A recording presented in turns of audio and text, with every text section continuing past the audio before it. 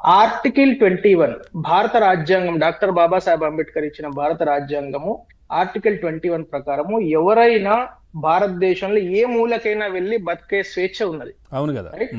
So ఎవరికైనా ఏ మూలకైనా ఏ ప్రాంతానికైనా వెళ్ళి మాట్లాడే స్వేచ్ఛ ఉన్నది, బతికే స్వేచ్ఛ ఉన్నది. కానీ కొంతమంది తమ రాజకీయ నాయకుల అంటే ఆ రాజకీయ పార్టీల యొక్క పబ్బం కట్టుకోవడానికి ఆ టెంపరీ రీజన్స్ కొద్దీ ఇప్పుడు మనం తెలంగాణలో మొన్న చూసాం మార్వాడి గో బ్యాక్, ఇంతకు ముందు హిందీ గో బ్యాక్ అని తమిళనాడులో చూసాం. అంటే ఇలాంటి ఒక విచిత్రమైన ఐడియాలజీస్ తీసుకొచ్చి భారత సమాజాన్ని విచ్ఛిన్నం చేసే ఒక ప్రయత్నము అన్ని ఎక్కువ ఎస్పెషల్లీ ఎక్కడైతే ప్రాంతీయ పార్టీలు బలంగా ఉన్నాయో, అంటే ఇప్పుడు మన తెలంగాణలో టిఆర్ఎస్ పార్టీ, బిఆర్ఎస్ పార్టీ, అక్కడ తమిళనాడులో డిఎంకే పార్టీ, ఇట్లాంటి ప్రాంతీయ పార్టీలు బలంగా ఉన్న చోట ఇలాంటి వాదనలు మనం వింటూ ఉంటాం. అయితే గమ్మత్ ఏంటంటే రేవంత్ రెడ్డి గారు యాక్చువల్లీ పిసిసి ప్రెసిడెంట్ ఉండే, ఆయన కాంగ్రెస్ పార్టీ జాతీయ పార్టీ. అటువంటి కాంగ్రెస్ పార్టీలో ఒక ముఖ్య నేతగా ఉన్న ఒక పెద్ద మనిషి 2023వ సంవత్సరంలో మరీ దారుణంగా అంటే బీహార్ డిఎన్ఏ తెలంగాణ డిఎన్ఏ కంటే inferior, Telangana DNA Bihar DNA కన్నా చాలా గొప్పది అని చెప్పడము, అది కూడా చాలా బహిరంగంగా చెప్పడం అనేది పూర్తిగా ఒక అంటే భారతదేశ పౌరునిగా సిగ్గుపడే అంశం. ఎందుకంటే జనరల్ గా ఒక ప్రాంతీయ పార్టీలు అట్లాంటి కామెంట్లు ఇవ్వడము, మాట్లాడడము, ఏదో రెచ్చగొట్టే టైప్ ఆఫ్ మాట్లాడడం అనేది మనం వింటూ ఉన్నాం గత 50-60 సంవత్సరాలుగా. కానీ ఒక జాతీయ పార్టీ నేత, దట్టు పిసిసి ప్రెసిడెంట్, ఆ తర్వాత ఆయన eventually he became chief minister, right now is the chief minister of Telangana. అయితే ఇప్పటి వరకు ఆయన ఒక ప్రాపర్ అపాలజీ చేయలేదు. బీహార్ నుంచి తెలంగాణకు దాదాపు 35 లక్షల మంది వలస కార్మికులు వస్తారని ఒక అంచనా.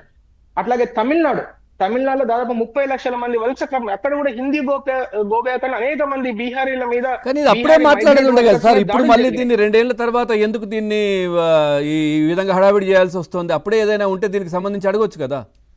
చెప్తున్నాను, అదే విషయం అక్కడికి వస్తుంది. యాక్చువల్లీ ఇప్పుడు మొన్న ఏం జరిగిందంటే ఈ ఓట్ అధికార్ యాత్ర అని ఏదైతే రాహుల్ గాంధీ గారు పెట్టారో, సో వారు ఇటువంటి నేతలను అంటే రేవంత్ రెడ్డి గారిని, లేకుంటే డిఎంకే నేత ఆయన మన స్టాలిన్ గారిని, ఇట్లాంటి నేతలను బీహార్ కు తీసుకెళ్లి బీహార్ ప్రజల మీద అరే మిమ్మల్ని మేము మా రాష్ట్రంలోనూ కొడతాము, మీ దగ్గరకు వచ్చి కూడా మిమ్మల్ని మోసం చేస్తాం, మీరు ఏం చేసుకుంటారో చేసుకోరు అనే విధంగా వాళ్ళ మీద రుద్దడం ఏదైతే ఉందో అది పూర్తిగా బీహార్ ప్రజలను, బీహార్ బిడ్డలను అవమానం చేయడమే అనేది.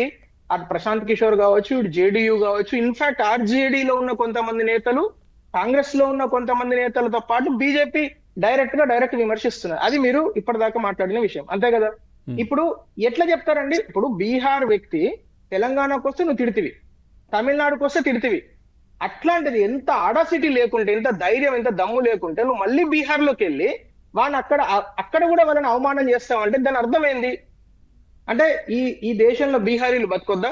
అంటే నాకు వచ్చిన మామూలు ప్రజలకు వచ్చిన డౌట్ సార్, సరే మాటలు ఏం మాట్లాడారా ఎందుకు కానీ ఇక్కడికి వచ్చినాక హ్యాపీగా పని చేసుకుంటున్నారు అందరూ, ఎక్కడ అట్లాంటి విద్వేషాలు లేవు కదా సార్. పవన్ గారు హ్యాపీగా పని చేసుకుంటున్నారు అని ఏదైతే మాట మీరు మాట్లాడారో అది కరెక్ట్ కాదు. ఎందుకు తెలుసా? తమిళనాడులో ఒక్క సంవత్సరంలో దాదాపు 200 అసాల్ట్ కేసెస్ నమోదైనాయండి. 200కు పైగా కేసెస్ తమిళనాడులో బీహారీల మీద, బీహారీ మైగ్రెంట్ వర్కర్స్ మీద జరిగినాయి. ఆ తర్వాత అక్కడ సిఐడి, తర్వాత అక్కడ మన తమిళనాడు పోలీసులు దాని మీద ఎంక్వైరీ చేశారు, అనేక మందిని భయభ్రాంతులకు లోన్ చేశారు.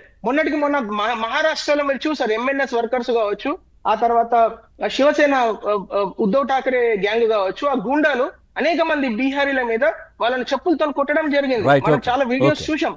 నేను అనే పాయింట్ ఏంటంటే ఎవరికైనా ఎక్కడైనా బతకగలిగే స్వేచ్ఛ ఉన్నప్పుడు భారత జాతీయ సమైక్యతను కాపాడాల్సిన పెద్ద మనుషులు ఎవరైతే రాజకీయ పార్టీలలో ఉన్నారో ఒళ్ళు దగ్గర పెట్టుకొని, నోరు దగ్గర పెట్టుకొని మాట్లాడితే చాలా మంచిది. అమర్నాథ్ గారు డిఎన్ఏల గురించి, ఎవరి పుట్టుక గురించి మాట్లాడితే ఇట్లనే జరుగుతుంది. అమర్నాథ్ గారు, నుమాన్ గారు మీతో మాట్లాడే ముందు బీఆర్ఎస్ పార్టీ వర్షన్ కూడా తీసుకుంటే వాళ్ళిద్దరికి మీరు సమాధానం చెప్తారని నేను వెయిట్ చేస్తున్నా. రైట్, బీఆర్ఎస్ పార్టీ ఏం చెప్తుంది దీనికి సంబంధించి చూద్దాం. ఎందుకు దీన్ని పెద్ద చేస్తా ఉన్నారు?